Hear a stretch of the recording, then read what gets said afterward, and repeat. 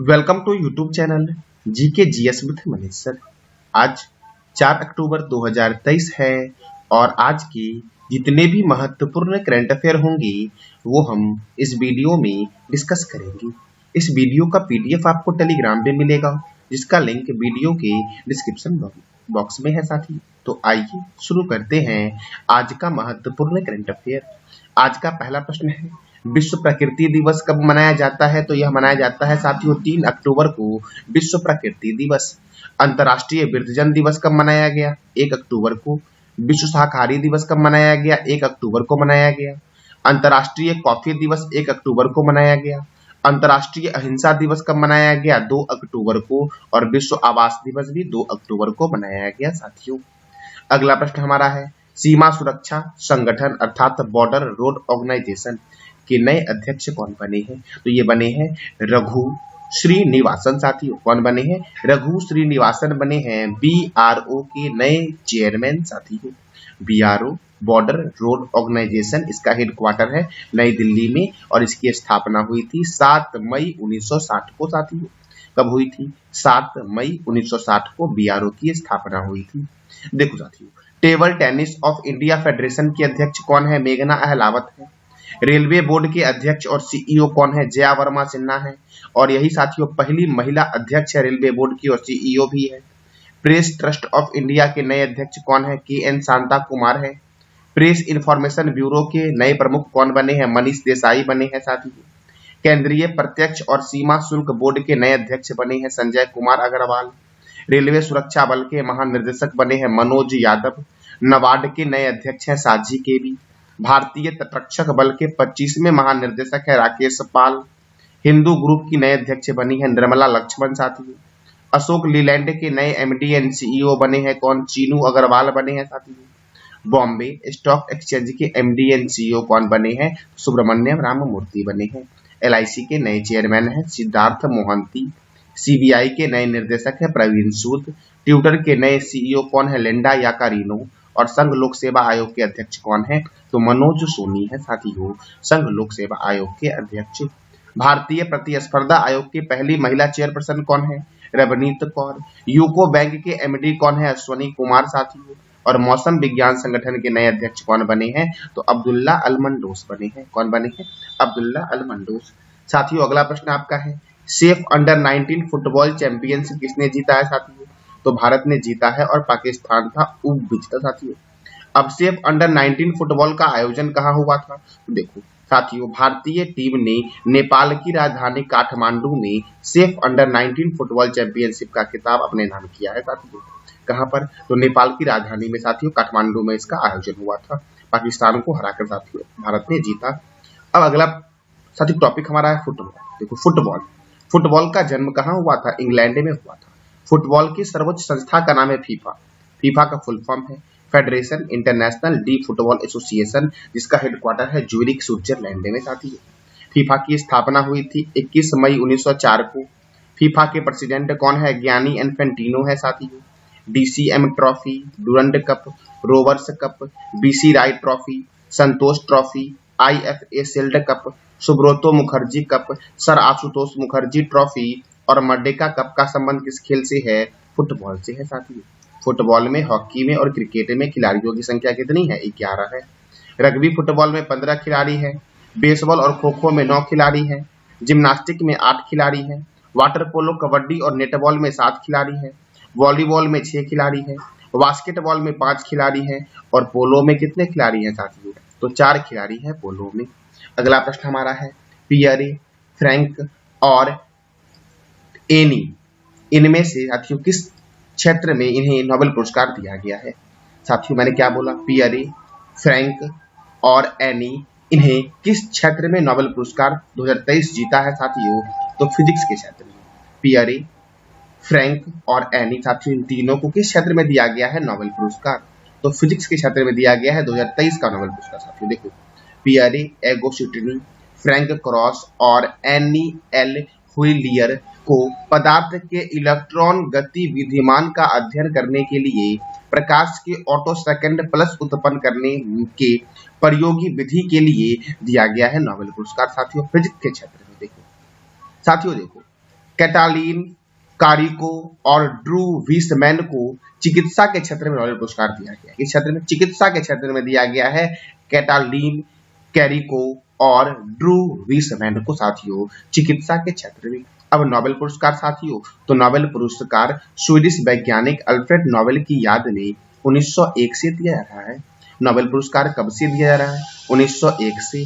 Alfred Nobel का जन्म जो हुआ साथियों वो 21 अक्टूबर 1833 को स्वीडन के स्टॉकहोम शहर में हुआ था और इनकी मृत्यु हुई थी 10 दिसंबर 1896 को। सॉरी साथियों, इनकी मृत्यु कब हुई थी अल्फ्रेड नोबेल की? तो 10 दिसंबर 1896 को। इसीलिए साथियों 10 दिसंबर को साथियों इनकी पुण्यतिथि को इन सब व्यक्तियों को नोबेल पुरस्कार दिया जाएगा और ये घोषणा होता है कब? तो अक्टूबर में साथियों ये घोषणा होता है।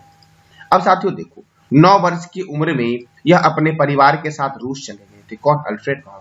इन्होंने 1867 में डायनामाइट की खोज की थी और स्वीडिश के लोगों को 1896 में इनकी मृत्यु के बाद इस पुरस्कार के बारे में पता चला था। और नोबेल पुरस्कार की शुरुआत कब होती है? 1901 से होती है साथियों नोबेल पुरस्कार की शुरुआत। अब देखो पुरस्कार की राशि कितनी है? तो 7 मिलियन स्वीडिश क्रोनर है और यह पुरस्कार दिया जाता है 6 क्षेत्र में। मेडिसिन अर्थात चिकित्सा के क्षेत्र में साथियों दिया जाता है, फिजिक्स अर्थात भौतिक के क्षेत्र में, केमिस्ट्री रसायन, पीस शांति, लिटरेचर साहित्य और इकोनॉमिक्स अर्थात अर्थशास्त्र के क्षेत्र में 6 क्षेत्र में दिया जाता है। कई बार पूछा गया है कि नोबेल पुरस्कार किस क्षेत्र में नहीं दिया जाता है, तो याद रखना यही सब 6 क्षेत्र में दिया जाता है।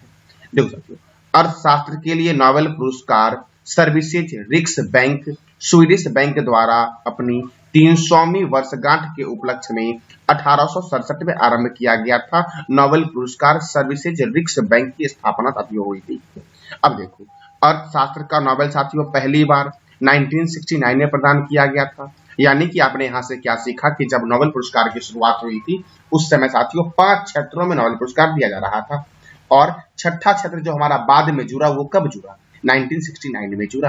अर्थशास्त्र को नोबेल स्मृति पुरस्कार भी बोलते हैं साथियों। किस पुरस्कार को बोलते हैं नोबेल स्मृति पुरस्कार? तो अर्थशास्त्र को बोलते हैं। शांति के लिए दिया जाने वाला नोबेल पुरस्कार जो है ओस्लो में मिलता है और बाकी सब कहाँ मिलता है साथियों? स्टॉकहोम में मिलता है। मैंने क्या बोला? शांति का नोबेल कहाँ मिलता है? ओस्लो में मिलता है, ओस्लो में। और ओस्लो किस देश की राजधानी है ये बताना है कमेंट बॉक्स में आपको साथियों। अब नोबेल पुरस्कार के संबंध में कुछ महत्वपूर्ण प्रश्न आपके लिए मैं लेके आया हूँ, जैसे कि रविंद्रनाथ टैगोर को 1931 में किस क्षेत्र में नोबेल पुरस्कार प्रदान किया गया साथियों? तो इनको दिया गया था शांति के साहित्य के क्षेत्र में साथियों। किस क्षेत्र में रविंद्रनाथ टैगोर को दिया गया था? साहित्य के क्षेत्र में। देखो 1910 में अंग्रेजी कवि W.B. इट्स ने टैगोर की गीतांजलि का अंग्रेजी में अनुवाद किया था। किसने? तो W.B. इट्स ने साथियों टैगोर की गीतांजलि का अंग्रेजी में अनुवाद किया था। C.V. रमन को भौतिक के क्षेत्र में रमन प्रभाव के लिए नोबेल पुरस्कार कब दिया गया था? 1930 में दिया गया था। देखो अब बात करते हैं कि कौन कौन से ऐसे भारतीय हैं या भारतीय मूल के व्यक्ति हैं जिनको नोबेल पुरस्कार दिया गया है अब तक।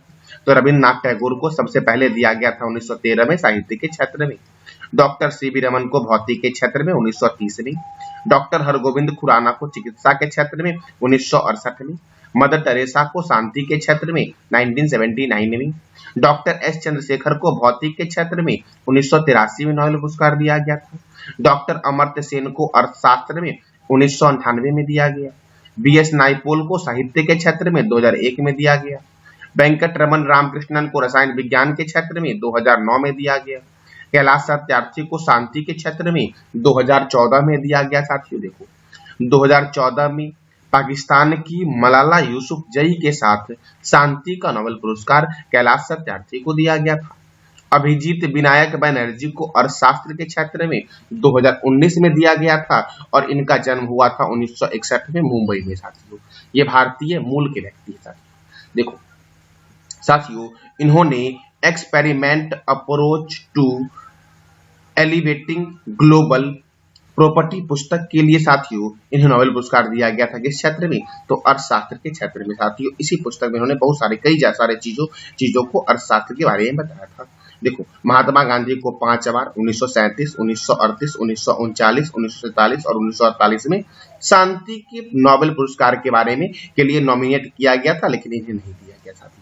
तो महात्मा गांधी को कितनी बार नॉमिनेट किया गया था? 5 बार साथियों, लेकिन इन्हें नहीं दिया गया था नोबेल पुरस्कार। अगला प्रश्न हमारा है, डॉक्टर हरगोविंद खुराना को कृत्रिम जीन संश्लेषण के लिए चिकित्सा का नोबेल पुरस्कार कब दिया गया था? तो 1968 में दिया गया साथियों। अब देखो, नोबेल पुरस्कार विजेता की घोषणा अक्टूबर महीने में होती है, लेकिन यह पुरस्कार अल्फ्रेड नोबेल की पुण्यतिथि 10 दिसंबर को दिया जाता है। यह पुरस्कार एक क्षेत्र में एक वर्ष में अधिकतम 3 लोगों को दिया जा सकता है। अधिकतम 3, न्यूनतम 1 साथियों, कम से कम। द्वितीय विश्व युद्ध के समय 1940 से 42 तक नोबेल पुरस्कार नहीं दिया गया साथियों। अब अगला प्रश्न हमारा है, पहली बार मरणोपरांत एरिक एक्सेल कॉलफोल्डेट को किस क्षेत्र में 1931 में नोबेल पुरस्कार दिया गया था? तो साहित्य के क्षेत्र में साथियों इनको मरणोपरांत दिया गया था। पहली बार कोई ऐसे व्यक्ति थे जिनको दिया गया था मरणोपरांत नोबेल पुरस्कार, तो उस व्यक्ति का नाम था एरिक एक्सेल कॉलफोल्डेट, जिनको 1931 में साहित्य के क्षेत्र में दिया गया था।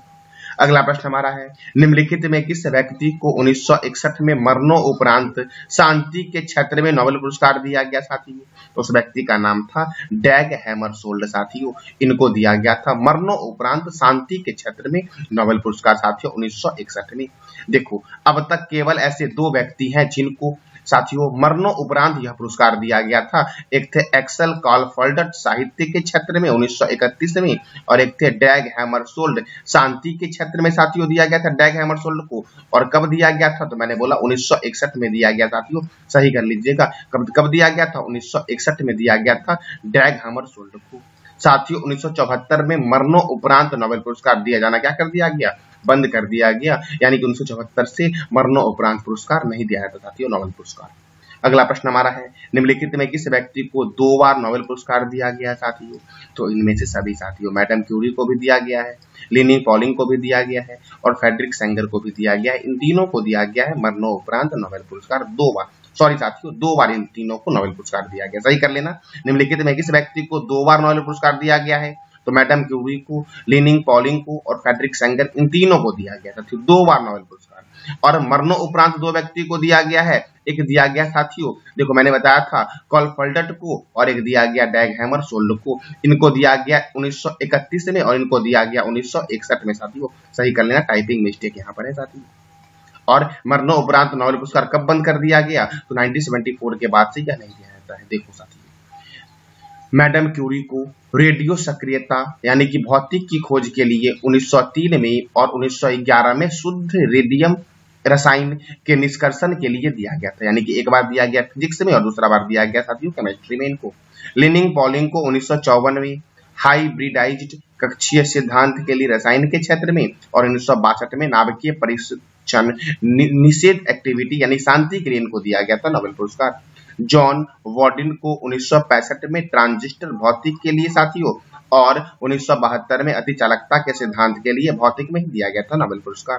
फ्रेडरिक सेंगर को 1958 में इंसुलिन मॉलिक्यूल की संरचना के लिए रसायन के क्षेत्र में, तथा 1980 में साथियों वायरस न्यूक्लियोटाइड्स के शिवसेंगिंग के लिए दिया गया साथियों रसायन के क्षेत्र में साथियों। किसके लिए साथियों? फ्रेडरिक सेंगर को 1958 में दिया गया था इंसुलिन मॉलिक्यूल की संरचना के लिए रसायन के क्षेत्र में साथियों दिया गया था, और 1980 में वायरस न्यूक्लियोटाइड के लिए साथियों रसायन विज्ञान के लिए इनको दिया गया था नोबेल पुरस्कार साथियों।